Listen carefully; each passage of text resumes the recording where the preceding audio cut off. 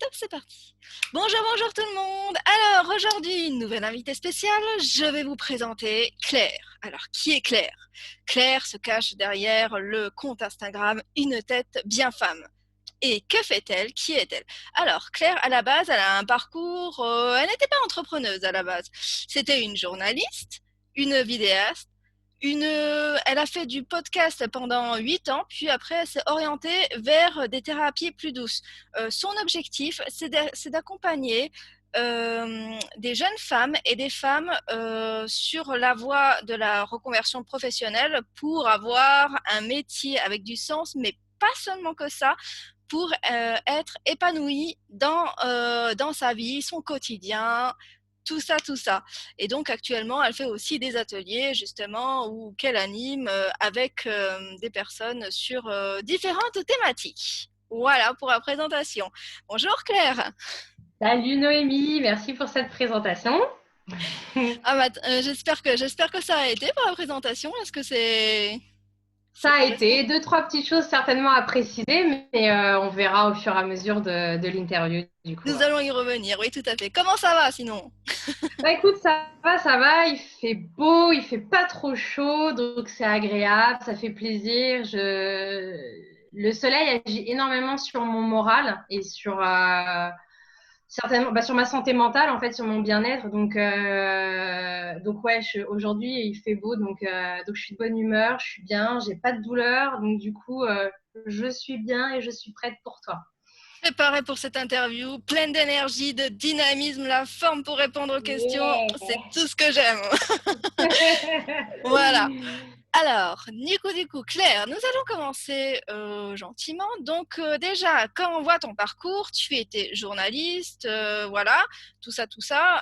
Tu n'étais pas entrepreneuse à la base. Donc, qu'est-ce qui t'a donné envie de changer de voie parce que tu parlais que tu étais justement en quête de sens et que tu voulais faire vraiment quelque chose qui était vraiment aligné à ce que tu voulais faire pour aider les autres. Euh, Qu'est-ce qui t'a donné cette envie? Des clics? Ouais, très bonne question. Donc ouais, j'ai été journaliste pendant 8 ans. À peu près 8 ans, j'ai plus le décompte en tête et j'ai fait une première reconversion en fait à 32 ans et je me suis reconvertie dans le développement durable. Donc voilà, c'était, on va dire, le début de mon cheminement vers un métier qui soit plus en adéquation avec mes valeurs, avec qui je suis. Et puis toujours avec en arrière-plan l'envie d'aider, d'avoir un impact positif sur l'environnement. Alors l'environnement, la nature, mais l'environnement aussi, les gens, les relations dans les relations sociales, mais pas que. Donc vraiment, on va dire l'environnement avec un grand E, si j'ai envie de dire. Donc du coup, le développement durable, ça me permettait de faire ça et de faire de la gestion de projet, qui était une compétence que je n'avais pas et que j'avais très envie de développer. Donc, j'ai fait cette reconversion en 2013-2014. J'ai repris mes études pendant un an, un master en alternance. J'ai fait ça pendant 4 ans. J'ai adoré, mais je sentais en effet qu'il manquait un truc. C'est-à-dire que j'ai travaillé au niveau institutionnel et après dans une association. Et mon impact, il n'était pas direct. Mon impact, on va dire, si on prend une chaîne de valeur j'aide les gens, moi, j'étais très, très, très, très, très loin dans cette chaîne-là. Et dernière expérience professionnelle, elle ne s'est pas super bien passée. Enfin, en tout cas, moi, j'ai estimé qu'elle ne s'était pas super bien passée. Et en fait, j'avais déjà commencé à amorcer un travail sur moi au tout début de ma première reconversion. J'ai découvert la méditation, j'ai découvert le yoga et j'ai découvert le développement personnel à travers l'entrepreneuriat. Et j'ai jamais pensé que je serais entrepreneur. C'était pas pour moi. Moi, j'étais salariée. J'étais bien en tant que salariée. Ça me convenait parce que ça me permettait d'avoir un cadre, d'avoir quelqu'un qui me donne des missions, quelqu'un à qui rendre des comptes. Moi, c'était hyper rassurant pour moi d'avoir ce cadre-là. Puis surtout, je connaissais pas d'autres cadres. C'était le cadre qu'on m'avait appris, ce que j'avais appris pendant mes études, c'était la vision aussi que j'avais du travail. Mais voilà, à côté de ça, j'ai commencé au début de ma première reconversion à énormément m'intéresser à l'entrepreneuriat parce qu'en fait, tout ce que je lisais sur l'entrepreneuriat avait un lien avec cette quête de sens. Et je voyais ces gens qui réalisaient des choses absolument géniales, alignées avec elles-mêmes et avec leurs valeurs, Mais tu vois, il n'y avait toujours pas ce truc qui me disait c'est pour toi, toi aussi, tu peux le faire. Et donc, en fait, je me suis beaucoup intéressée à l'entrepreneuriat et au développement personnel et je voyais le lien qu'il y avait entre les deux. En tout cas, le podcast que j'écoutais à l'époque et la chaîne YouTube que j'écoutais, donc Marie Forleo pour YouTube et le podcast, c'est The School of Greatness. Voilà, je suis rentrée dans un monde qui n'était pas le mien et que je trouve absolument génial, dans lequel je ne me voyais absolument pas évoluer, mais bon. Donc, j'ai avancé, première reconversion plutôt réussie, qui se passe bien, mais il manquait un truc. Et comme je disais, ma dernière expérience professionnelle, j'étais pas bien. Enfin, j'étais pas bien. Il y avait des missions que j'adorais faire, mais il y avait d'autres choses. Le rapport à la hiérarchie, je commençais à développer une vision du travail qui était différente de celle que je vivais. Donc voilà, petit à petit, j'ai commencé à m'intéresser, à me dire pourquoi pas. Et puis surtout, ce qui est important de préciser, c'est que j'avais un podcast à l'époque qui s'appelait également Une tête bien femme et je faisais des interviews de femmes entrepreneurs. Donc si tu veux, en fait, pendant peut-être 3-4 ans, je me suis énormément nourrie de cet état d'esprit. Et à un moment donné, il a fallu faire un choix. C'est-à-dire que je me rendais bien compte de la différence entre ce que moi j'avais envie, de ce que j'avais envie d'apporter dans ce monde et ce que le monde du travail me proposait à ce moment-là. J'avais une vision vraiment très très négative. Lors de ma dernière expérience, j'avais vraiment une vision très négative du monde du travail. Qui a évolué quand même depuis. Mais je me suis dit, en fait, il y a cette possibilité. Je vois ces femmes et ces hommes, mais surtout ces femmes dont je faisais des interviews qui avaient réussi à bâtir, construire. Alors, on dit toujours la vie de ses rêves. En tout cas, une vie qui est vraiment en adéquation avec qui elles sont, ce qu'elles ont envie de faire, l'impact qu'elles ont envie d'avoir dans ce monde. Et je me suis dit, mais peut-être que ça m'a apporté aussi. Donc, du coup, j'étais en CDD à l'époque qui s'est renouvelé et j'avais extrêmement peur d'être renouvelée en CDI. C'est-à-dire que là, c'était absolument pas. Il ne faut pas que je sois renouvelée en CDI, je ne veux pas rester.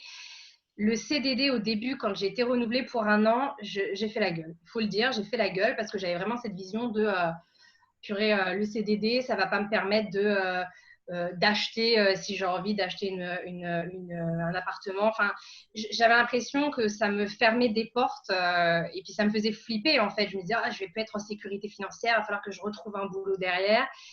Et puis en fait, je me suis dit, bon, arrête de paniquer. Si tu es renouvelé en CDD pendant 1 an, il y a une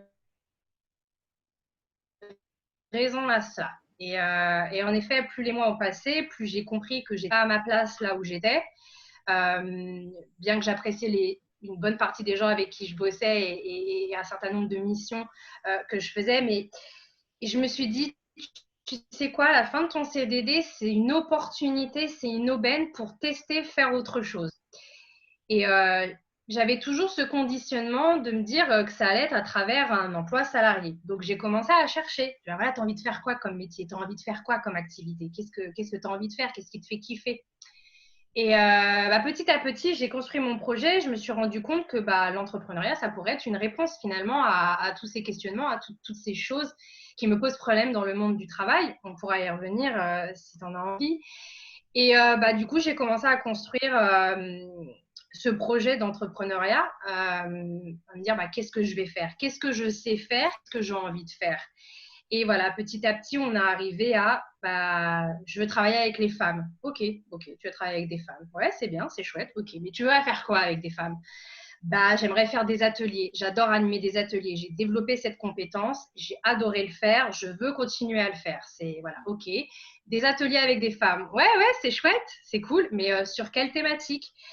Et le développement personnel m'a énormément aidé dans ma vie perso et dans ma vie pro. Et je me suis dit, voilà, des ateliers de développement personnel pour les femmes. Et j'ai affiné en me disant, les femmes, ok, mais plutôt les jeunes femmes, en fait, voire les jeunes filles, voire les adolescentes.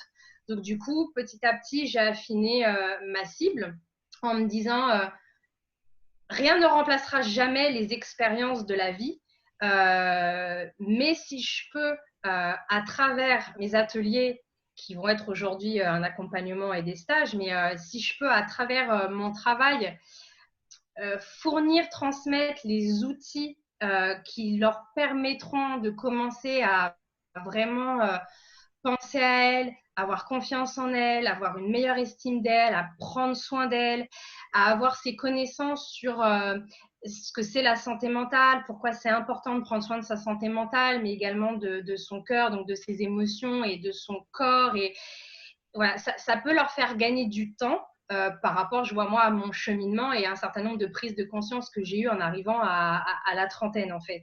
Donc, donc voilà comment j'en suis arrivée en fait à l'entrepreneuriat, à me jeter corps et âme là-dedans, même si c'est, je dis pas que c'était flippant au début, mais je savais pas du tout à quoi m'attendre. Je dois bien le reconnaître.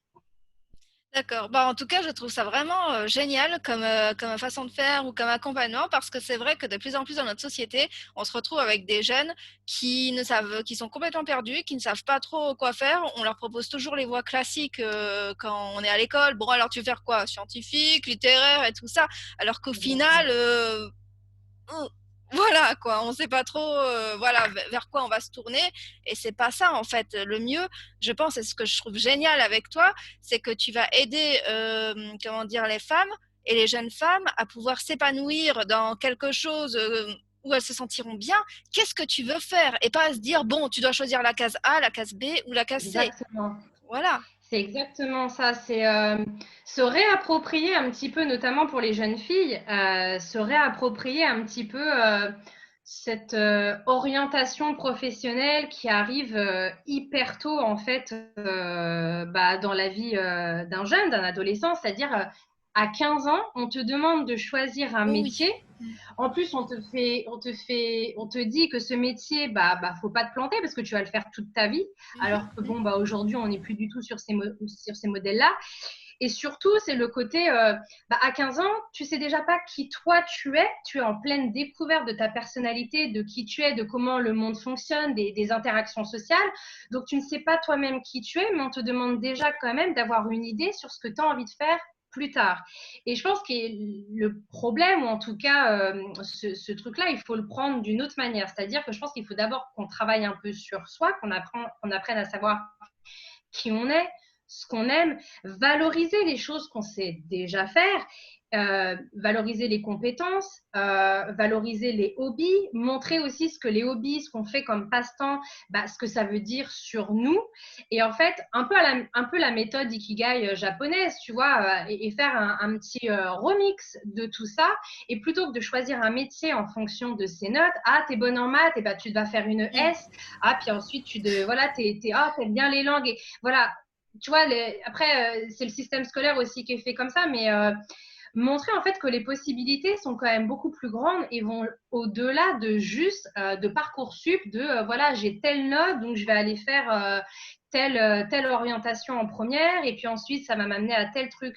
Non, en fait, je pense que c'est pas un métier qu'on devrait choisir dans un premier temps. Je pense que c'est donner les clés pour qu'est-ce que tu as envie d'apporter au monde, qu'est-ce que tu as envie de faire au quotidien, qu'est-ce qui t'anime. Est-ce que tu es plutôt vraiment en effet quelqu'un de créatif? Et dans ces cas-là, c'est quoi ton type de créativité? Est-ce que c'est les arts? Est-ce que c'est l'écriture? Est-ce que c'est la musique? Donc vraiment aborder sous ce prisme-là, en fait, c'est qu'est-ce que tu as envie de faire? Qu'est-ce qui te met en joie? Qu'est-ce qui est facile pour toi de faire? Et ensuite, voilà, qu'est-ce que tu as envie de faire, voir si ça match. Si ça ne matche pas, en effet, tu vois, quelle formation, quelle étude pourrait t'apporter les compétences qui te manquent pour pouvoir ensuite aborder telle et telle filière. Tu vois, plus le penser en termes de, j'ai pas encore trouvé les mots, pas en termes de métier, mais plus, tu vois, peut-être en termes d'industrie ou peut-être plus en termes de, je trouve pas les mots, mais Une vocation, voilà. une sorte de Ouais, plus tu vois en termes de. Est-ce que c'est la relation d'aide? Est-ce que tu as envie d'être dans la relation d'aide? Est-ce que tu as envie de soigner, de guérir? Est-ce que toi, tu as envie, je sais pas moi, tu as envie de travailler dans le monde des avions? Tu vois, plus en fait en ces termes-là. Ok, bah, tu as envie de travailler dans l'aviation, ok, bah, tu vois, et ensuite aller regarder dans le détail, pas que toujours, tu vois, en termes de filière scientifique, école de commerce, patati patata, qui, oui, certes, les écoles de commerce, souvent, ou Sciences Po, etc., on entend que c'est la voie royale parce que c'est hyper généraliste et ça permet ensuite aux uns et aux autres de se spécialiser. Mais moi, j'ai envie de changer cette approche et j'ai envie de donner une approche différente sur quelles études je vais choisir, tu vois, vraiment en fonction de l'impact que j'ai envie d'avoir, de la manière dont j'ai envie de vivre au quotidien, le type de relation que j'ai envie d'avoir avec les gens.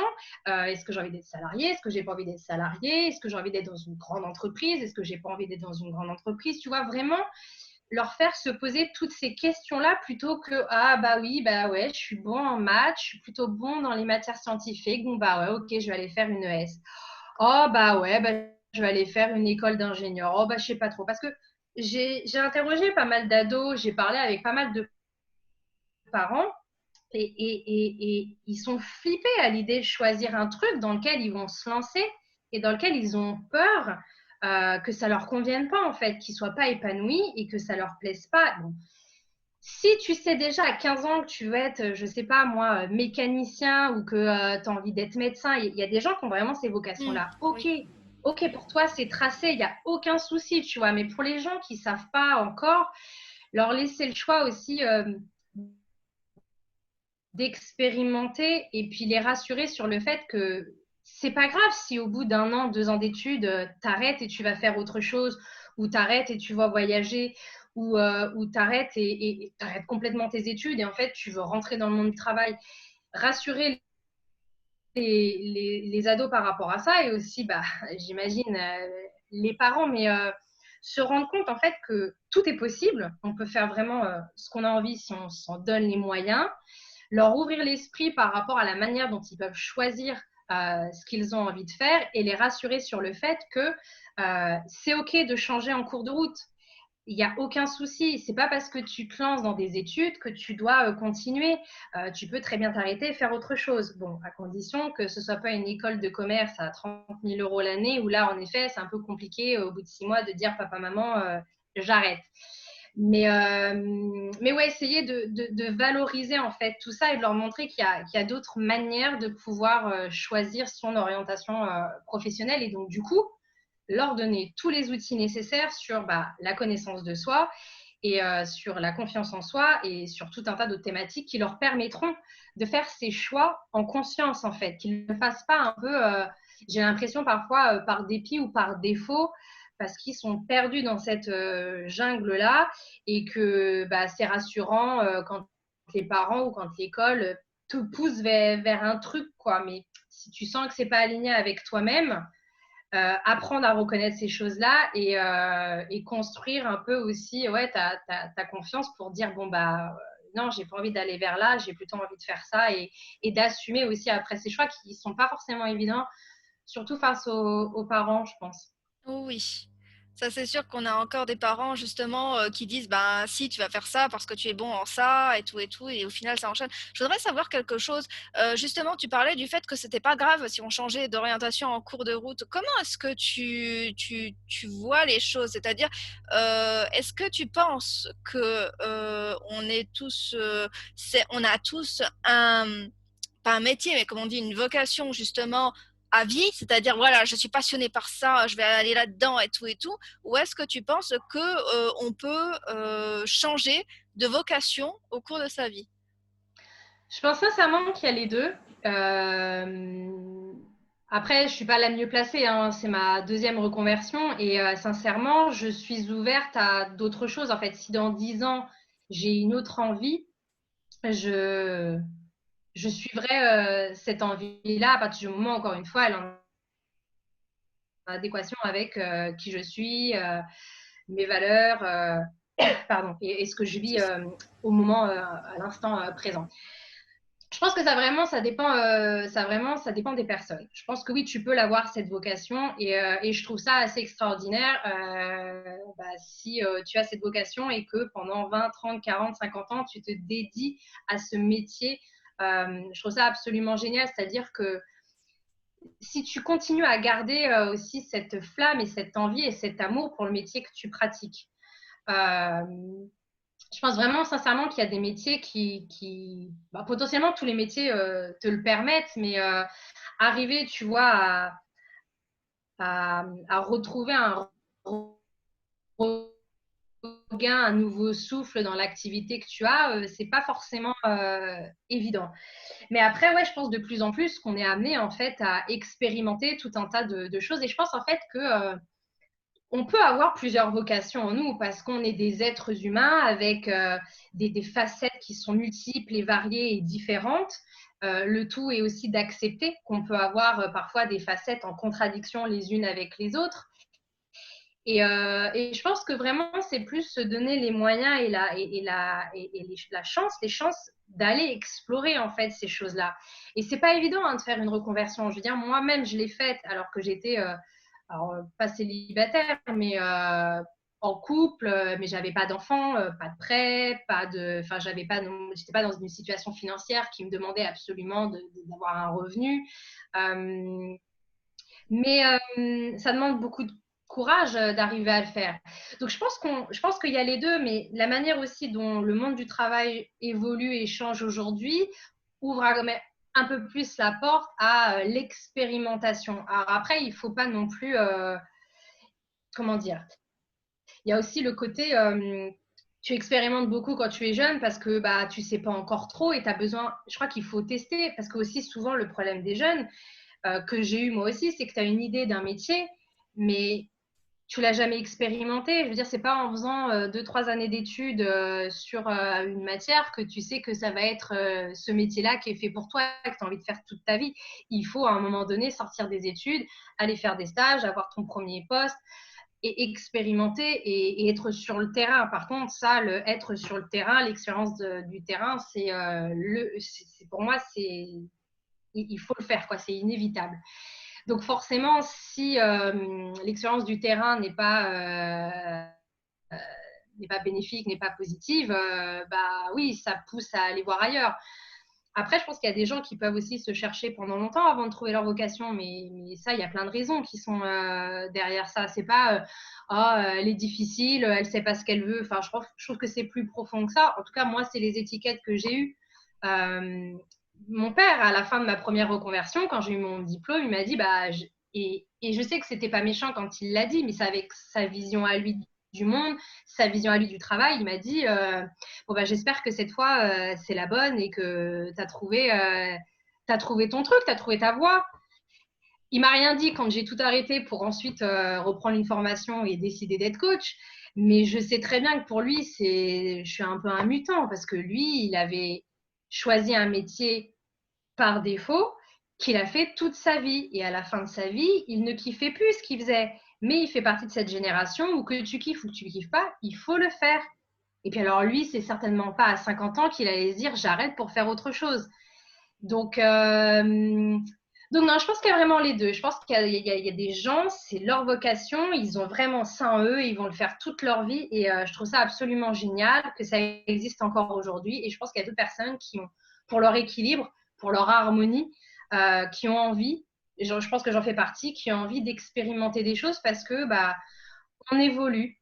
On change et on a envie, on a besoin, on a envie de faire autre chose à des moments donnés.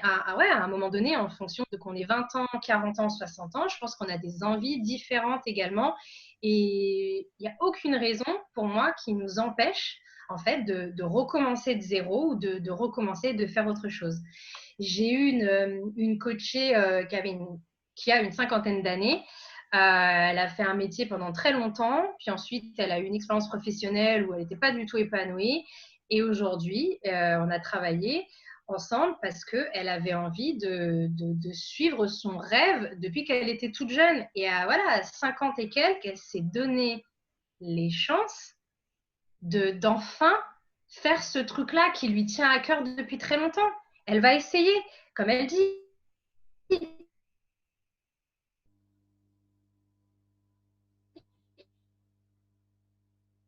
je sais que c'est en moi, que c'est ça que j'ai envie de faire, elle se donne cette opportunité, elle se fait ce cadeau en fait d'aller expérimenter autre chose. Je trouve ça génial. Je suis pour l'expérimentation et l'exploration à 300%.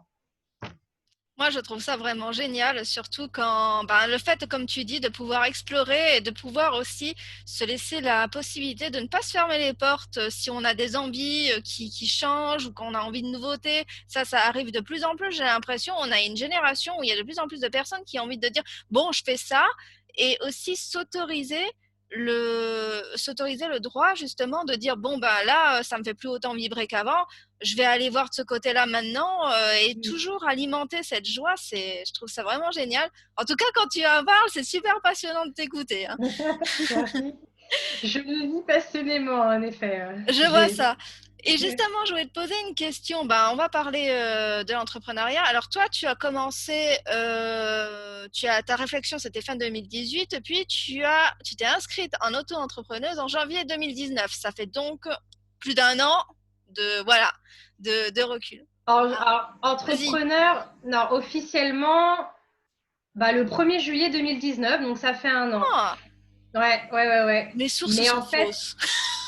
non, mais en fait, ouais, non, c'est parce qu'en fait, il y a entre le moment où moi, je me suis sentie entrepreneur et le moment où j'ai déclaré Claire Vido entrepreneur, auto-entrepreneur, il y a eu un petit laps de temps, en fait. Mais ouais, en janvier 2018, c'est là où Hmm, ma, ma- j'ai commencé à réfléchir à tout réflexion, ça. oui. Et je me suis vraiment lancée, j'ai vraiment commencé à travailler sur mon projet en octobre 2018. Donc oui, ça va faire bientôt 2 ans. Après, au niveau des dates, on reviendra. J'ai pris énormément mon temps, j'ai fait des formations, mais ouais, le monde de l'entrepreneuriat, en tout cas, me considérait entrepreneur depuis octobre 2018. D'accord, ok. Bah, du coup, justement, tu as déjà un petit peu de recul. Ça va faire un an presque que justement que tu es là-dedans. Au début, comme tu disais, ah bah l'entrepreneuriat, c'est pas pour moi. Aujourd'hui, comment tu te sens par rapport au fait de ce statut? Ouais, bah, c'est une très bonne question. C'est marrant parce que j'ai pas mal travaillé là-dessus avec une coachée sur sa posture de chef d'entreprise. Et, euh, et je me suis dit, enfin, ça m'a fait poser moi aussi ces questions-là. Est-ce que tu es la chef d'entreprise que tu pensais que tu serais? En fait, je me suis jamais véritablement. Alors, si, je me suis déjà posé la question,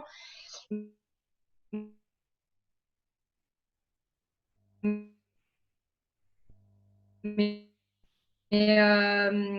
j'ai pas 10 heures par jour. Et en plus, ça ne m'intéresse pas de travailler 10 heures par jour. Euh, Comment dire? Je suis plus dans un esprit. L'entrepreneuriat n'est pas non plus une fin en soi pour moi. C'est-à-dire que c'est un moyen de pouvoir m'épanouir dans une activité qui me plaît, qui me rend joyeuse. Mais aujourd'hui, ma vie perso, je veux qu'elle prenne une place tout aussi importante que ma vie pro.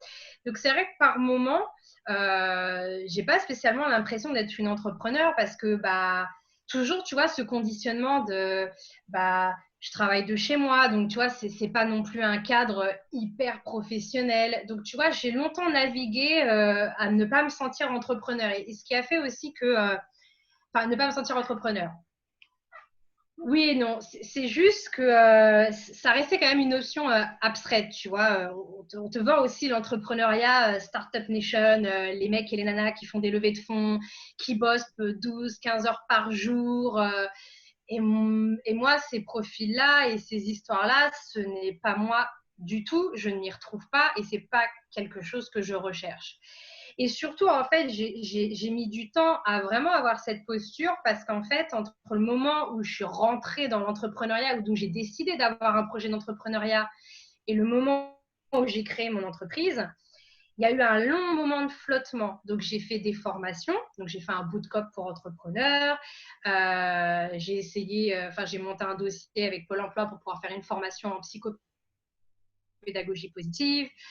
Et j'ai fait un gros travail sur moi. C'est-à-dire que sur mon projet, j'y bossais pas tant que ça. Je notais des idées, mais c'est surtout, je lisais beaucoup, j'écoutais des podcasts, je regardais des vidéos en lien avec l'entrepreneuriat, le développement personnel.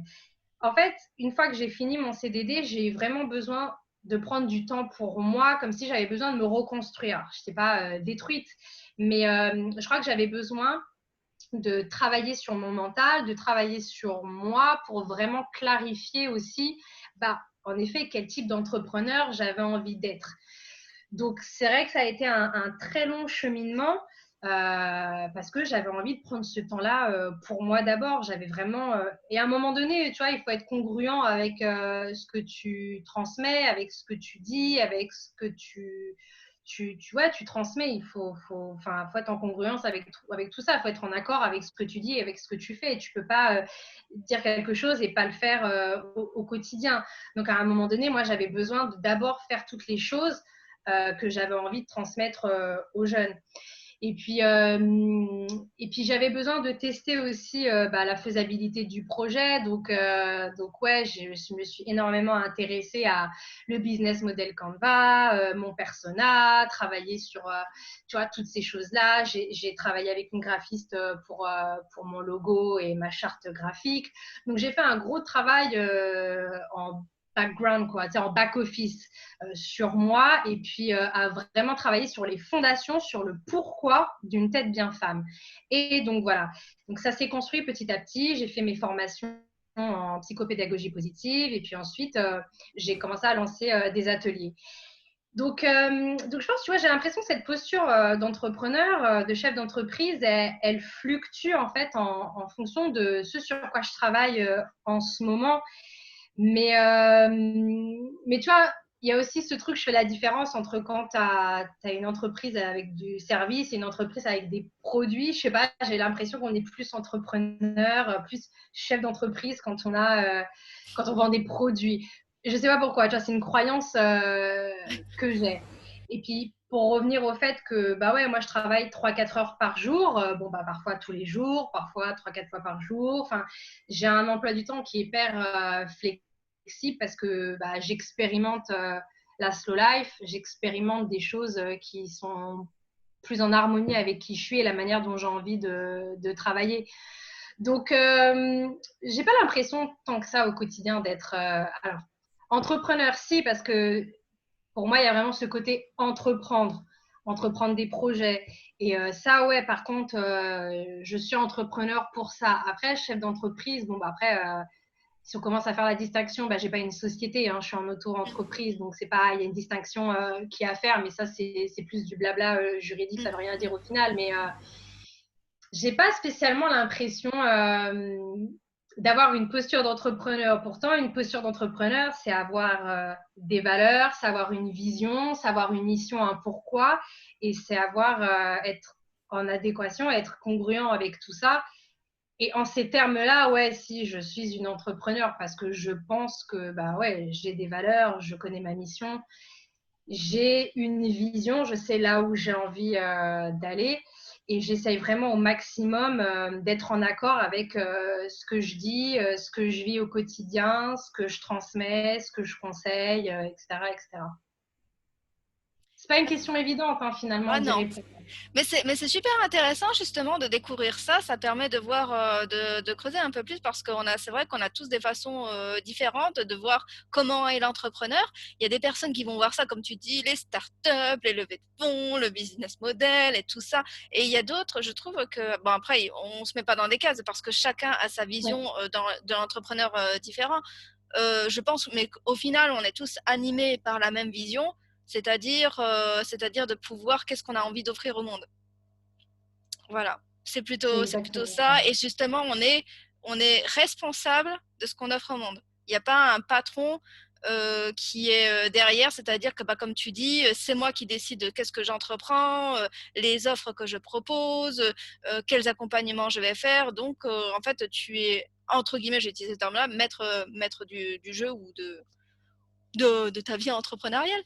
Ouais, exactement. Non, mais ouais, c'est intéressant ce que tu dis parce que tu vois, au début, quand il a fallu que je commence à réfléchir au type d'atelier que je voulais faire, C'était hyper difficile pour moi de me dire que j'avais cette totale liberté de faire ce que j'avais envie. Mm. Alors, bien évidemment, tu réponds à un besoin. Il faut quand même prendre en compte Et oui, le besoin de ta clientèle. Donc, tu vois, moi, arriver à faire avoir cet état d'esprit-là aussi, ça a été compliqué. Je me rappelle mon premier bootcamp que j'ai fait pour entrepreneurs où j'ai découvert un peu tous ces termes-là, le persona, le business model, les mm. besoins clients, les bénéfices, etc., etc.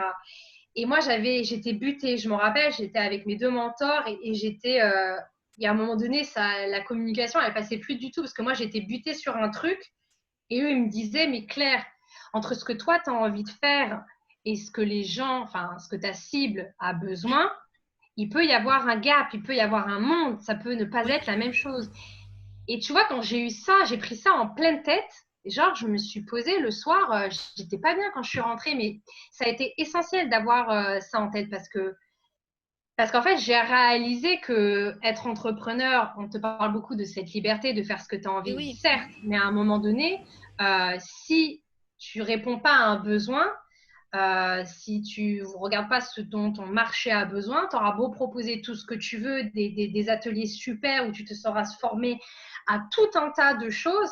Mm. Si c'est pas ce que ta cible attend et veut et a besoin à ce moment-là, bah tu proposeras ce que tu veux au prix que tu veux. Enfin, c'est pas que tu n'auras personne, mais l'impact ne sera pas le même. Et donc me dire que potentiellement j'allais peut-être faire des choses au début, ou peut-être des fois, parfois des choses que j'avais, c'est pas que j'ai pas envie, mais c'était peut-être sur des thématiques où moi j'aurais pas forcément été. Au début, ça m'a buté, ça m'a vexé, et puis en fait, bah, après j'ai fait le travail derrière qu'il fallait, à savoir faire des interviews avec des jeunes, faire un questionnaire, parler à tout un tas de professionnels qui travaillent avec des jeunes, pour essayer vraiment de mieux comprendre quels étaient leurs besoins, et dans un premier temps, bah, essayer de voir et de matcher par rapport à ce que j'avais envie de faire, tu vois, en type Mm. d'atelier, de thématique. Mais du coup, ouais, être entrepreneur, c'est aussi ça, c'est faire des choix finalement aussi par rapport à tout ça. Il y a cette liberté, mais il y a aussi ces choix que tu fais. Et c'est trouver cette adéquation, ouais, entre bah, ce que tu as envie d'offrir, de faire et ce que ta cible a besoin. Et tu vois, ce côté Startup Nation dont on parle, au début, ça me gonflait, mais je me rends compte aussi que d'avoir les bons outils pour bien comprendre comment ça fonctionne, aussi bien en termes business que marketing, que communication, bah, c'est quand même des clés en plus pour pouvoir faire ton activité le mieux possible. Donc finalement, en discutant avec toi, je me rends compte qu'en faisant toutes ces choses-là, je suis entrepreneur et j'ai toute ma place en tant qu'entrepreneur et à le dire et à l'incarner en fait. Parce que ouais, être entrepreneur, c'est prendre des décisions, c'est faire des choix. Et clairement, je le fais très régulièrement. Mais c'est génial finalement. Je suis contente. Je suis contente d'expérimenter ça et d'avoir fait des erreurs et d'avoir pris des petites claques aussi bien au début qu'ensuite dans mon cheminement jusqu'à aujourd'hui. Et je vais encore m'en prendre dans les mois, années à venir, mais c'est normal. Il n'y a que comme ça qu'on, qu'on- qu'on est meilleur et qu'on est en pleine capacité de pouvoir offrir le meilleur des services aux gens et d'avoir un vrai impact et vraiment d'aider bah, les gens qu'on a envie d'aider en fait. Mais c'est ça que je trouve passionnant dans l'entrepreneuriat, c'est le fait justement qu'en fait les claques qu'on se prend, elles peuvent être vite énormes. Et ça demande quand même, ah, je vois que tu hoches la Ouais, tête, ah non mais donc voilà, oui, ça demande quand même d'avoir un mental assez fort parce que je sais qu'il y a beaucoup de personnes qui se lancent dans l'entrepreneuriat. Allez, ça va être plié bouclé, alors qu'au final, bah, parfois, bah, comme on dit, ça ne monte pas. La mousse au chocolat ne monte pas. ouais. Je vais dire ça comme ça. Je préfère la mousse au chocolat que la mayonnaise Ouais, d'ailleurs. voilà, je sais pas trop mayonnaise, je sais plus mousse au chocolat, donc ça me semble. Et du coup, c'est ça. Et donc, voilà, bah, justement, je vois que tu affirmes bien le fait qu'on se peut se prendre des grandes claques. Donc, voilà, pour toi, il faut quand même avoir un mental assez pas. Je trouve pas le mot, pas imposant, mais savoir se Fort, remettre en question, oui. analyser et pas s'arrêter sur un échec pour arriver à rebondir et pas se retrouver au fond du trou parce que ouais, l'entrepreneuriat, voilà. Ouais. Ah, Là, ouais, c'est clair. De toute façon, on voit souvent, tu sais, des fois, il y a des graphiques qui te montrent la vie d'un entrepreneur sur une journée et puis ça fait que des C'est ça. trucs comme ça. Et c'est vrai qu'en une journée, tu passes par toutes les émotions. Tu vois, comme un temps au mois de mars où tu passes par toutes les saisons, bah, l'entrepreneuriat, c'est pareil. Et c'est vrai que ça demande un gros mental. Et moi, je sais que c'est le plus gros des travaux que j'ai à faire, c'est de travailler sur mon mental. Mm. Parce que je suis quelqu'un de plutôt pessimiste, c'est-à-dire que moi, je suis plutôt à voir le verre à moitié vide, ce qui est assez quand même, je vais pas dire ce qui est le comble quand tu es dans le développement personnel, parce que non, il y a plein de gens qui sont comme ça dans le développement personnel, et c'est pas parce que tu Oui. Mm. travailles là-dedans que tu es forcément au taquet tout le temps, tous les jours. Mais c'est vrai que des fois, il y a des claques. Je suis au bout de ma life, hein, je suis en PLS, je remets tout en question, c'est la fin du monde. Alors, je remets tout en question, parfois jusqu'au point de me dire, mais est-ce que je suis vraiment faite pour ça? Est-ce que je vais vraiment avoir le mental pour continuer? Est-ce que ce que j'ai envie d'apporter, ce que j'apporte, ça a vraiment du sens? Est-ce que ça, c'est vraiment utile? Est-ce que ça sert? Est-ce que c'est pas juste pour flatter mon ego? Et puis comme tu vois, je suis plutôt lente à mettre en place des projets et que j'ai fait des petits ateliers, des choses par-ci par-là, mais que j'ai pas encore pleinement, j'ai pas encore pour moi pleinement habité et vécu mon métier de coach en tout cas. Donc là, ça va se faire dans les semaines et mois à venir. Donc tu vois, je suis toujours un peu en retrait et c'est compliqué aussi à gérer parce que tu peux pas t'empêcher de te comparer aux autres, euh, notamment sur les réseaux sociaux. Même si je suis la première à dire, c'est pas moi la première qui l'ai dit, mais je me rappelle avoir entendu à une conférence une nana qui disait ne compare pas ton chapitre 2 avec le chapitre 24 de quelqu'un. Et en plus, sur les réseaux, on voit ce qu'on a envie de voir. Mm. Moi, si je commence à te suivre aujourd'hui et que je connais rien de ton parcours, je sais pas depuis combien de temps tu fais ce que tu fais, je sais pas forcément depuis combien de temps tu galères, je sais pas depuis combien de temps tu réussis. Moi, je vois juste à l'instant T ce que tu as envie aussi de nous montrer, de nous partager sur les réseaux sociaux. Donc, je vais me faire une idée de toi. Mais encore une fois, c'est aussi il y a la face cachée de l'iceberg dans l'entrepreneuriat, il y a ce qu'on voit et tout ce qu'on ne voit pas que l'entrepreneur fait, tout ce qu'il traverse, tout le travail qu'il fait derrière. Et on ne sait pas forcément depuis combien de temps les gens travaillent avant de les voir éclore et se réaliser et être successful, tu vois. Donc ça, c'est pas forcément évident. Ouais, c'est pas tout le temps forcément évident à gérer. Heureusement, la parole aussi se libère énormément là-dessus et notamment sur les échecs, comme tu disais, on est de plus en plus à montrer notre vulnérabilité autour de ça. Et on parle de plus en plus de nos parcours d'entrepreneuriat, je veux dire qu'ils sont aussi nombreux que nous sommes entrepreneurs. Et c'est hyper important de dire qu'il n'y a pas un modèle, il y a plusieurs modèles, il y a plusieurs rythmes de croisière et tout est OK en fait. Tu vois, moi souvent je me dis, ah ouais, mais ça va faire presque 2 ans que tu bosses sur ton projet. Ce projet, entre la version A et la version d'aujourd'hui, il a énormément évolué. Je veux dire, au départ, je ne pensais pas que je ferais une formation en coaching et je ne pensais pas que je travaillerais avec des femmes en reconversion professionnelle. Ça s'est presque un peu imposé à moi. Je garde toujours cette envie de travailler avec les ados et les jeunes filles parce que c'est ce qui m'anime le plus. Mais j'ai découvert quelque chose en travaillant avec des femmes en reconversion professionnelle. Et en fait, ça fait tellement sens pour moi qui suis passée par là que de travailler avec ces femmes-là. Donc, ouais, c'est très important tu vois, les interviews que tu fais, c'est très important justement de voir le cheminement par lequel les unes et les autres le chemin par lesquels elles sont passées, parce que ça décomplexe en fait.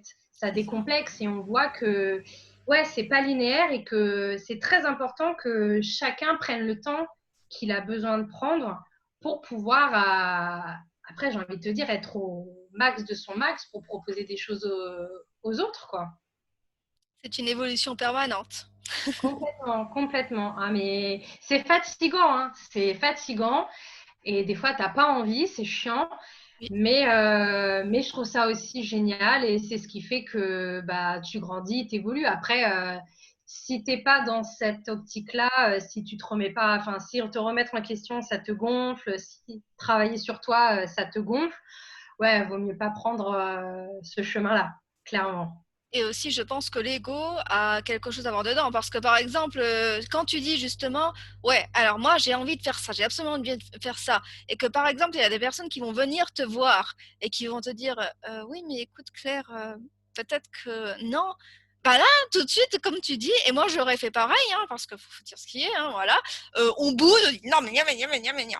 Ouais. Voilà comment ça se termine. Parce qu'on est tellement buté dans nos idées, parce qu'on a envie de faire ça. On pense, en fait, c'est assez difficile, en fait, je dirais, parce qu'il faut arriver, comme tu dis, c'est un savant équilibre entre soi, ce qu'on a envie de faire, ce qui nous passionne, et ce qui peut intéresser et ce qui peut vraiment aider les autres.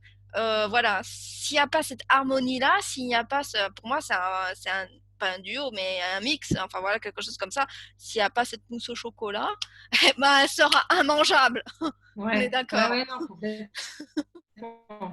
Complètement, complètement.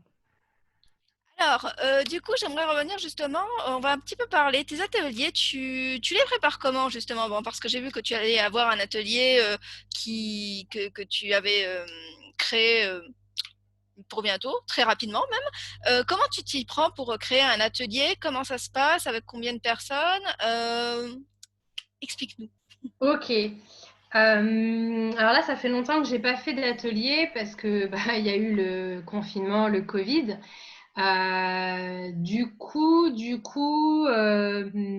Ouais, où j'en suis? Là, je suis en train de travailler sur mes prochaines offres qui vont être un petit peu différentes de ce que j'ai proposé jusque-là. Au début, ouais, c'était des ateliers de 2h30, 3 heures sur une thématique. Et la première thématique, c'était sur le bien-être, ce que ça voulait dire le bien-être. Et donc, l'idée, c'est de réunir des femmes, parce que voilà, je préfère travailler avec des femmes, et d'essayer de les faire réfléchir autour de cette thématique-là. Voilà, travail avec de l'écriture, de la parole, de la discussion. Du coup, comment je les prépare? Ouais, c'est une bonne question, ça. Et n'est-ce pas? J'ai tout. Ouais, bah ouais. Non, les questions sont vraiment intéressantes. C'est vrai que tu réfléchis pas à comment tu prépares un atelier, juste tu le fais. Je dirais pas qu'il y a de recettes toutes faites, hein. Encore une fois, chacun et chacune le fait très certainement de manière différente. Donc, j'ai tout un tas de thématiques que j'ai envie d'aborder, mais aussi qui me semblent être intéressants pour les jeunes et pour les femmes. Donc, du coup, purée, c'est comme si tu me faisais une colle là. C'est quoi la On première veut tout étape? savoir. Ouais, tu sais, j'ai presque envie d'aller reprendre mes notes et d'aller voir. En fait, déjà, en effet, comme tu dis, il faut poser le cadre. Tu vois, je me dis, ça va être quoi le cadre, le lieu notamment. Dans quel type de lieu j'ai envie de faire ça et puis surtout la durée. Euh, et dans cette durée-là, c'est qu'est-ce que tu as envie d'offrir? Est-ce que tu veux que ce soit de l'apport théorique uniquement? Donc, elles viennent, en fait, c'est même plus un atelier, enfin, c'est un genre de masterclass, mais est-ce que c'est de l'apport théorique? Donc, toi, tu es là et sur cette thématique, je sais pas moi, les émotions, qui va être un atelier que je vais faire et que j'ai déjà fait avec les jeunes filles. Ok. Bon, bah, du coup, si on fait les émotions, je vais prendre tous les mots-clés ou toute la sémantique, en fait, autour des émotions. Ce que moi, ça m'inspire. Et voilà, je note, voilà, c'est ça. Puis ensuite, j'essaie vraiment de voir comment je vais l'organiser. Tu vois, ça va être quoi les temps pour organiser en fait mon atelier. Donc, le premier temps que j'aime beaucoup, c'est un temps un peu d'ancrage, euh, de reconnexion à soi. C'est-à-dire, notamment si je fais un atelier le soir, c'est un peu comme le sas de décompression quand tu arrives, tu vois, avant de rentrer dans le truc et de tout de suite, allez, le bien-être, c'est quoi pour vous? Vous mettez en gros, et ouais, voilà. On se fait un petit sas. Euh, on va faire une petite méditation où juste on peut mettre la main sur le cœur et prendre des grandes inspirations, souffler et voilà, juste décompresser, tu vas prendre un petit temps, 1 minute pour je suis de nouveau là, ici et maintenant avec vous toutes. Et ensuite, bah, un petit jeu, un icebreaker, tu vois, assez typique dans les ateliers qu'on utilise en facilitation. Un moment pour soit faire connaissance avec les personnes qui sont là. Alors moi, c'est plutôt des ateliers en petits groupes Je me rappelle le premier atelier que j'ai fait, elles étaient 7 ou 8 et j'ai trouvé que c'était un poil trop nombreux parce que si je veux que tout le monde puisse s'exprimer et vraiment prendre le temps et de se sentir vraiment bien pour s'exprimer, je pense que 5, 6, c'est le bon nombre pour 2 heures, 2 heures et demie. Enfin, après, ça, c'est mon avis. Mais on peut très bien monter jusqu'à 10, mais je ne me vois pas faire plus de 10 personnes sur des ateliers où il y a une prise de parole qui est assez importante. Donc, un petit jeu d'icebreaker pour faire connaissance les unes avec les autres, ou alors un petit jeu pour connaître leur état émotionnel, leur état du moment. Donc, les jeux de photolangage s'y prêtent super bien. J'en ai un magnifique que j'ai commandé qui m'a été fait sur mesure avec des images vraiment très très belles où en fait tu dois trouver l'image qui correspond à ton émotion, à ton état physique, émotionnel du moment. Et puis ensuite, il y a vraiment une construction dans l'atelier où j'essaye de varier les temps où elles vont réfléchir en duo ou en trio et ensuite en tout le groupe. Donc en fait, il y a ces allers-retours entre la réflexion en petit comité ou le partage de réflexion en grand groupe en fait, pour vraiment apporter une dynamique, pour pas que ce soit moi qui soit trop non plus le sachant, celle qui est là, qui te débite tout son truc. Donc oui, bien évidemment, j'ai des choses à leur transmettre, mais si on part, enfin, je pars du principe, et c'est vrai que tu apprends ça en formation en psychopédagogie positive, mais également en formation de coaching, tu as toutes les ressources en toi déjà. Donc moi, mon but, mon rôle, c'est de faciliter, de te permettre d'aller chercher ce que tu as en toi, les réponses que tu as déjà en toi. Après, oui, tu vois, par exemple, les ateliers sur les émotions ou les ateliers sur le bien-être, c'est quels outils j'ai à ma disposition pour pouvoir libérer, apprivoiser, identifier mes émotions ou le bien-être, ça correspond à quoi ok, si c'est du bien-être mental, qu'est-ce que je fais déjà ou qu'est-ce que je pourrais faire, qu'est-ce que les autres font pour leur bien-être mental. Donc, on est vraiment j'ai les ressources en moi et j'ai plus qu'à aller les chercher, mais aussi le partage avec les autres. Tu vois, si je peux ne pas dire quoi faire, leur dire de faire de la méditation ou leur dire de faire du yoga ou leur dire de faire des respirations, de la fréquence cardiaque, etc., etc., c'est génial. Moi, je veux que ça vienne d'elle-même parce que la co-construction, c'est hyper important pour moi. Et même là, dans l'accompagnement que je suis en train de proposer, le stage que je suis en train de proposer aussi, on va être dans la co-construction d'outils. Je ne vais pas te dire de faire ça. Je vais te demander qu'est-ce que tu penses qui existe, que tu peux utiliser. Et je ne vais pas te dire, oui, alors, tu vois, il faut que tu médites. Non, la méditation existe. Ah, tu en as entendu parler. OK, c'est quoi ton avis là-dessus? Est-ce que c'est quelque chose que tu as envie d'expérimenter? OK, bon, bah, OK. Et tu vas co-construire ensemble ses propres outils, en fait, pour pouvoir apporter une solution à ta problématique plutôt que moi te dire ah bah tu devrais aller marcher dans la nature. Bien sûr que tout ce que je viens de citer là et ça a des bienfaits bénéfiques. Mais ce qui est important pour moi dans la construction de ces ateliers et de mes accompagnements, c'est qu'on co-construise ensemble et que toi tu ailles chercher les outils dont tu as besoin. Pareil, tu vois, on dit toujours si moi je l'ai fait, si ça a marché sur moi, ça va marcher sur toi. C'est testé et approuvé. Oui et non. C'est-à-dire que si moi, la méditation, ça m'apporte énormément de choses, c'est pas dit que toi, ça t'apporte autant. C'est pas dit que toi, ce soit ton outil préféré dans lequel tu te sens plus à l'aise. Si tu médites juste parce que c'est à la mode et qu'en effet, il y a énormément de bienfaits à méditer, mais si toi, ça te fait pas vibrer et que tu n'es pas à l'aise, ne le fais pas. On trouvera autre chose qui est adapté à ce que tu vis, à ce que tu préfères. Donc, j'ai vraiment ça en tête, ouais. Tu vois, il y a vraiment, du coup, dans la construction, c'est un premier temps pour se reconnecter à soi, s'ancrer, c'est le sas de décompression. Ensuite, il y a un temps, je vais aller checker mon humeur, mon émotion. Ensuite, il y a un temps où je fais connaissance avec les personnes autour de moi. Et ensuite, let's go, on va travailler. Et par contre, ouais, je privilégie vraiment le travail en duo en fonction du nombre, le travail en trio. Et puis ensuite, on recoupe avec un temps où on est tout ensemble et on échange. J'écris sur mon paperboard, il y a des allers-retours et on est après dans la co-construction d'outils simples, fun, ludiques à utiliser pour pouvoir ensuite derrière les tester à la maison.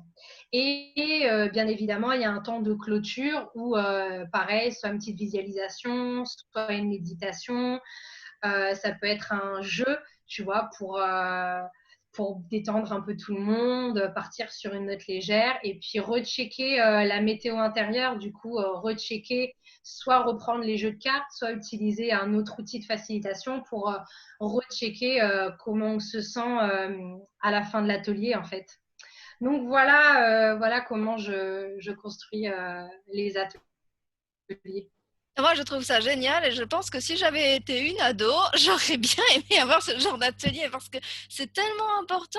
Donc, merci en tout cas pour tout ce que tu as partagé sur cette construction d'atelier. Moi, je trouve ça vraiment génial, Avec plaisir. super bien structuré. Donc, vraiment un temps pour se mettre dedans. Ça, je trouve que c'est important parce qu'on évite, dans certaines activités, on est vite balancé dans le vif du sujet alors qu'il y a Exactement. un besoin, comme tu dis, un sas et je trouve ça super. Puis faire connaissance et enfin aller travailler sur la thématique que tu as prévue. Vraiment, c'est génial en tout cas comme approche et comme tu en parles, waouh! En tout cas, j'ai Merci. adoré écouter ça. Et du coup, je voulais savoir, donc tu as prévu de nouvelles offres à partir de septembre ou nouveau type d'accompagnement? Exactement, exactement. Parce que du coup, aujourd'hui, mon activité, il y a deux activités qui se sont développées. Donc, il y a la première où on continue à bosser avec les jeunes filles. Donc, ma cible, là, c'est 15-20 ans. Donc là, on va partir sur un atelier qui va être un atelier sur les émotions, que j'ai envie d'appeler libérer vos émotions. Hmm. Et donc ça, c'est un atelier de 3 heures, les 15-20 ans, en petits groupes. Et là, je vais développer, je suis en train de travailler sur 2 offres, une pour les 15-18 ans et une pour les 18-20 ans, parce que du coup, les besoins ne sont pas exactement les mêmes. Et là, on va commencer avec des stages sur une journée ou sur 2 jours. Je n'ai pas encore bien défini. C'est encore en cours de réflexion sur les thématiques. Je suis en train de faire des tests là. Au moment où je te parle ce matin, j'étais en train de voir quelle thématique j'allais associer en fonction de la cible. Mais là, en effet, on va plus partir sur des thématiques bien spécifiques. Alors, sur le long terme, j'aimerais proposer un accompagnement plus long de plusieurs ateliers pour vraiment couvrir plein de thématiques Hmm. différentes. Donc, un truc un peu plus complet, comme un coaching de groupe, en fait.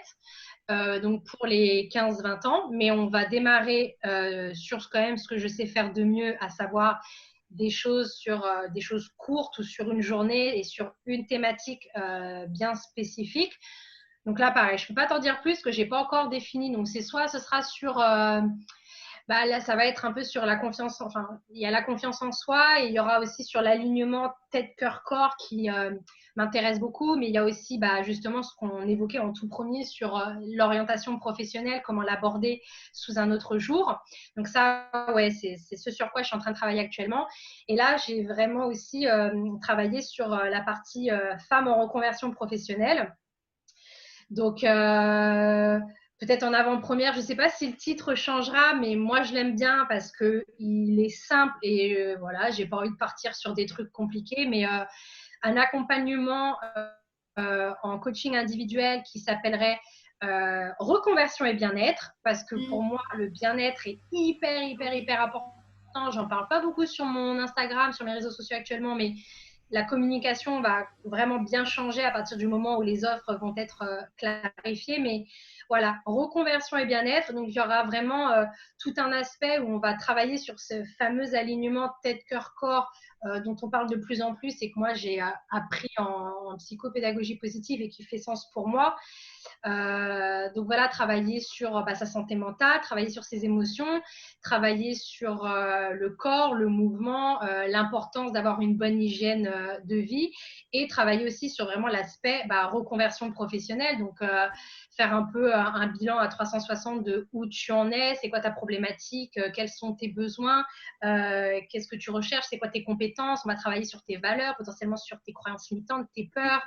On va vraiment aller creuser tout ça pour que tu es pareil. En fait, c'est comme les jeunes filles. Plus tu seras aligné avec qui tu es, donc plus tu te connais, plus tu seras aligné avec qui tu es, plus tu seras en mesure de choisir une mission, une raison d'être qui sera alignée en adéquation avec tout ça. Donc voilà. Mais l'importance de prendre soin de soi, surtout je pense dans le cadre d'une reconversion, et je pense notamment aux personnes qui ont vécu un burn-out, à quel point c'est important en fait ok, je vais être dans un nouveau projet professionnel, qu'il soit se lancer dans l'entrepreneuriat ou se lancer, continuer dans le salariat, mais peut-être sous une autre forme. Mais si tu prends pas soin de toi, si tu t'accordes pas du temps, si tu n'es pas en mesure de faire attention aux signaux que ton corps peut t'envoyer, arriver à les identifier, à les interpréter et savoir ce qui se passe, arriver à déconnecter, à t'accorder de la valeur, à t'accorder du temps, arriver à dire non, mettre des limites dans ses relations avec les autres. Enfin, tu vois, si tu n'es pas en mesure, je pense, de faire ce travail-là, je pense que tu ne mets pas toutes tes chances de côté pour vraiment optimiser ta reconversion pro. Alors, bien évidemment, je ne dis pas que tu ne vas pas la réussir si tu ne prends pas soin de toi. Mais tu vois, parce que c'est important pour moi et parce que je l'ai expérimenté aussi et parce que je le vois chez les autres, j'ai vraiment voulu combiner les deux. Donc voilà, je suis en pleine ébullition parce que les idées là sont en train de se mettre en place. C'est vraiment en train de prendre vie, de prendre forme. Et tu vois, j'ai envie d'apporter de la créativité aussi. Ça, je l'ai pas dit, mais je veux quand même que mes ateliers, mes accompagnements soient fun, surtout pour les jeunes. C'est hyper important. Et puis en plus, ça fait partie de ma personnalité, même si là, je suis pas beaucoup de sorties de blagues, alors que d'habitude, j'en fais tout le temps. Mais la créativité, le fun, et c'est pas juste on m'écoute et t'écris. Non, essayer, tu vois, d'aborder les choses d'une manière j'ai envie de te dire différente et originale, et peut-être que je ne le serai pas forcément parce que je ne suis pas non plus innovante dans ce que je propose. Hein. J'invente rien et je propose rien de nouveau. Hein. J'utilise des outils qui existent déjà. Mais voilà, mettre en place la créativité et utiliser tu vois, le cercle de parole, j'en fais plusieurs depuis le confinement et c'est un outil que j'adore et que je trouve puissant, mais qui n'est pas évident pour tout le monde. Mais tu vois, remettre l'écoute et la parole ou utiliser le collage, l'écriture. Et j'ai fait une petite formation en créa coaching, donc il y a plein d'autres outils que tu peux utiliser pour travailler. Et je vais vraiment essayer d'utiliser. J'ai fait pas mal de formations, j'ai énormément d'outils avec moi et tu vois, j'ai envie de les intégrer dans mes ateliers ou dans mes accompagnements pour, tu vois, même quand tu décides de faire un plan d'action, plutôt que se dire, pour le mois de juillet, mon objectif, c'est ça et je vais faire telles actions, pourquoi pas utiliser le vision board, tu vois, je trouve que c'est un outil hyper puissant et je me dis, est-ce que c'est pas un outil que tu pourrais utiliser pour faire ton plan d'action? Tu vois, de la même manière qu'il y a des gens, c'est plus des visuels ou c'est plus des auditifs, donc tu vois, essayer de leur proposer des outils qui soient aussi en adéquation avec la manière dont ils apprennent. Tout le monde, c'est pas j'écoute, j'écris, on processe les choses de manière différente et on a une manière d'apprendre qui est différente. Donc, essayer dans la mesure du possible, de proposer aussi des choses différentes. Alors, quand tu fais un coaching de groupe, c'est difficile de vraiment faire un truc qui convienne à tout le monde. Mais tu vois, si je suis dans du coaching individuel, notamment avec les femmes en reconversion, essayer d'être à l'écoute là-dessus, tu vois. Ok, si on fait ça en, par Skype, par Zoom, bon bah oui, on est sur de l'échange, de l'écoute. Mais ça se trouve, la nana, elle va vouloir que j'enregistre la séance parce qu'elle a besoin de réécouter, parce qu'elle n'est pas très prise de notes. Ou elle a peut-être besoin en prise de notes plutôt que d'écrire, tu vois, de dessiner ou de faire du mind mapping. et en fait, les encourager à aller aussi vers ça et moi m'adapter par rapport à ça, aux personnes visuelles, aux personnes auditives. Alors, tout ce qui est kinesthésique, c'est compliqué quand tu es en ligne, mais pourquoi pas intégrer le mouvement. Tu vois, moi, je rêverais de faire une séance de coaching, marcher dans la nature, aller marcher au bord de la mer ou dans la forêt et se faire une séance où tu t'incorpores ce type d'environnement parce que tu sais que la personne elle va être hyper réceptive parce que c'est sa manière aussi d'apprendre, tu vois, par le mouvement ou par le fait d'être à l'extérieur. Enfin, voilà, essayer de m'adapter à tout ça. Donc, il y a énormément de choses là, mais j'ai vraiment à cœur de proposer des choses qui soient fun et bien évidemment qui soient transformatives pour les personnes avec lesquelles je vais travailler. Donc voilà, il y a ces ateliers stages pour les ados, donc en groupe, et on a en reconversion professionnelle, on va d'abord partir sur du coaching individuel. Et après, j'ai plein d'autres idées, hein. J'ai du coaching de groupe pour les femmes en reconversion professionnelle. J'ai envie de continuer les cercles de parole pour les femmes de tout âge, tu vois, avoir aussi bien des jeunes que des moins jeunes. Et puis, développer un accompagnement de groupe pour les ados, un truc un peu plus tu vois, complet et qui permette d'aller un peu plus aussi en profondeur et d'aller les titiller et d'aller vraiment chercher au fond d'elles toutes les ressources qu'elles ont et leur montrer la valeur qu'elles ont et leur montrer le potentiel qu'elles ont et leur donner toutes les chances et tous les outils possibles pour qu'elles s'épanouissent, quoi. Voilà. Ouais, ben punaise, comment tu en parles, on voit que ça bouillonne, que c'est plein d'idées, Ouais, ouais, ouais. moi je trouve ça super passionnant. Par contre, Claire, il y Merci. a le temps. Oui, bah, je t'avais dit que je parlais beaucoup, mais Moi, bingo. Moi, je peux te dire, je pourrais être écoutée pendant des heures et on pourrait parler sur de très, très longs, beaucoup de sujets différents parce que c'est passionnant tout ce que tu racontes. Mais là, du coup, en tout cas, tu nous as déjà donné beaucoup d'informations. On va passer sur des questions beaucoup plus courtes, d'accord? Donc, Ok, synthétique, strict, non, pas strict, qu'est-ce que je veux dire? je vais essayer de faire Voilà, synthétique, mais c'est ça, pas ce qui et me en fait, caractérise le mieux, hein, mais mais tu vas voir, ça va être des petites questions très rapides. C'est plus pour apprendre vas-y. à te découvrir toi. Là, Ok, on a discuté sur sur le travail, l'entrepreneuriat, ce que tu veux et tout ça. Là, on passe plus à toi. Voilà. Donc, ok, alors, tu vas me donner un moyen pour tout. Alors là, je suis dans le cœur, corps, tête. D'accord? Un ok. moyen pour toi de prendre soin de ton corps. Le mouvement, quel qu'il soit, le mouvement, bouger, aller marcher, faire du yoga, faire un cours de body pump, le mouvement, être en mouvement, Voilà, voilà. on fait du Le mouvement là. mouvement, c'est Même ça. pendant les Bon, interviews. oui, mais ouais, voilà, ça. Juste, le mouvement, voilà, le mouvement, je me tais. Ok, Du parfait. coup, pour le corps, Voilà, ça c'est pour le corps. Ensuite pour la tête. pour la tête, la méditation. C'est pas évident, mais la méditation. D'accord. Et pour le cœur. Moi, pour le cœur, la parole, faire sortir, Hmm. parler avec d'autres personnes. Ah oui. Moi, c'est ce qui m'aide. Donc, l'expression des mots, MAUX, des émotions, la parole. De toute façon, là, on est en train de prendre soin de notre cœur, puisqu'on est en train de s'exprimer toutes les deux.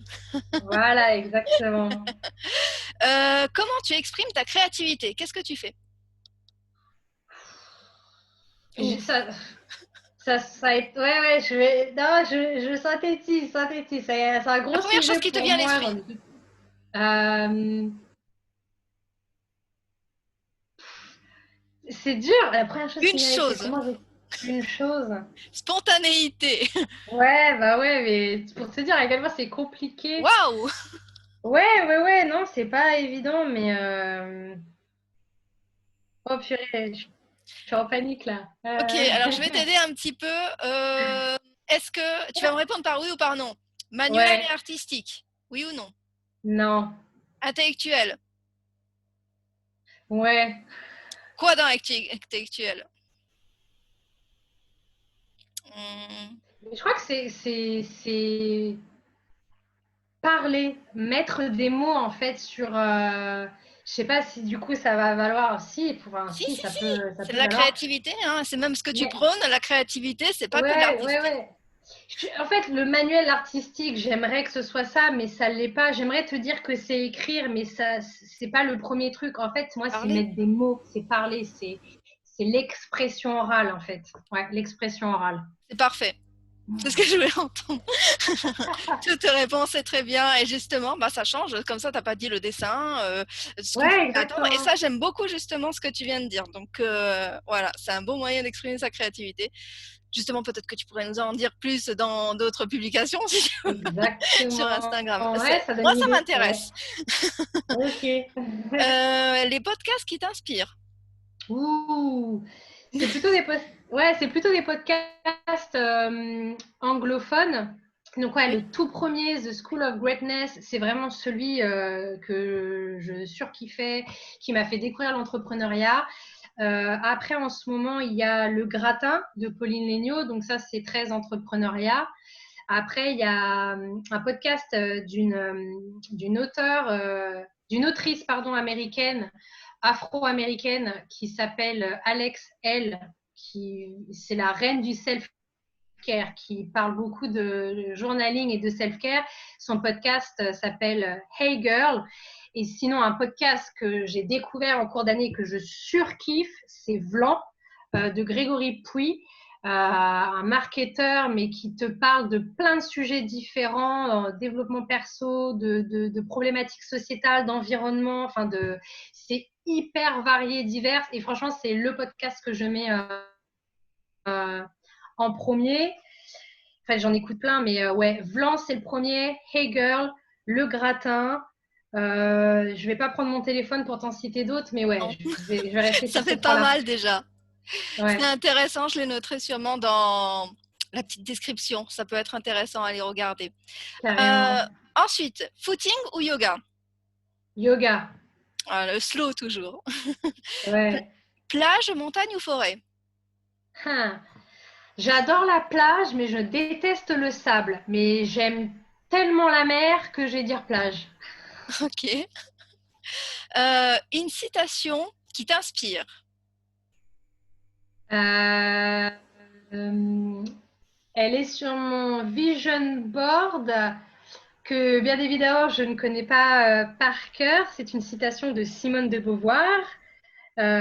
J'accepte d'être. Oh là là, la honte, Claire. Attends. L'imprévu du direct. C'est vraiment la honte. C'est quand même ma Ah là citation. là. J'accepte. Non, mais comment tu Oh pourrais là là, tu la mets. sans la citer? Comment qu'est-ce que c'est exactement? En fait, c'est j'accepte d'être qui je suis comme je suis, en gros. Mais en off, je te la donnerai, parce que je vais pas sortir de ma chaise, mais en off, je te la donnerai, comme ça tu pourras la mettre dans la barre d'infos. Mais c'est la honte. Ah oui, j'ai pas une super bonne Mais mémoire. non, c'est pas grave. C'est ma Mais citation non. préférée. Elle est sur mon vision board, je la lis tous les jours, bordel de caca. Je suis pas capable de te la dire. Mais c'est très bien, comme ça au moins tu l'as dit avec tes mots. Une citation, c'est comme on parlait de Ouais, créativité, là tu as fait preuve de créativité de parole ouais, on va dire ça. en remaniant la citation à ta façon. Du coup, Ouais, exactement. tout. Je sais que tu as beaucoup de cahiers. Quel est ton Oui. préféré? Tu veux que je te le montre? Oui. Ah, et tu vas prendre Alors, une deuxième chose si tu veux bien, parce que ça sera ton petit défi pour la fin d'interview. Je voudrais que tu ailles, si ok. c'est possible, chercher ton livret de photolangage Ah aussi. oui, ok, Donc il n'y a pas celui-là. de Et je te dirai souci. quoi faire avec. D'accord. Donc, Donc, ça, c'est mon carnet du moment. oh, ah, il est super beau, il est plein de Ouais, couleurs. il est très beau. Il m'a été offert par la première coach avec laquelle j'ai travaillé, donc Estelle, de Passerelle et Création. Avant même de me lancer vraiment officiellement, j'avais travaillé avec elle et elle nous a offert ce carnet. C'est un des plus jolis que j'ai. Et du coup, alors mes cartes de photo langage, elles sont pas loin. Ah, ah. Hop là. Alors, et ça, pareil, j'avais fait une formation pour comment construire son atelier en développement perso. Et la personne avait un magnifique jeu photolangage. Du coup, j'ai pris les coordonnées de la personne qui lui a fait et je lui ai demandé si elle pouvait m'en faire un. Et elle a été adorable parce qu'en fait, à la base, elle ne le fait uniquement qu'aux personnes qui ont participé à un de ses ateliers. J'ai insisté en disant que c'est vrai, je trouve que ces cartes sont magnifiques et elle a accepté de m'en faire un, alors même que, bon, bien évidemment, je l'ai payé, hein, mais elle a accepté de m'en faire un. Ah bah écoute, qu'est-ce que tu veux que je fasse avec? Et ce que Je sens que tu vas me demander. je Je vais sens que tu vas me demander de choisir la carte qui représente. exactement, c'est ton petit défi pour cette fin d'interview. Montre-nous la carte.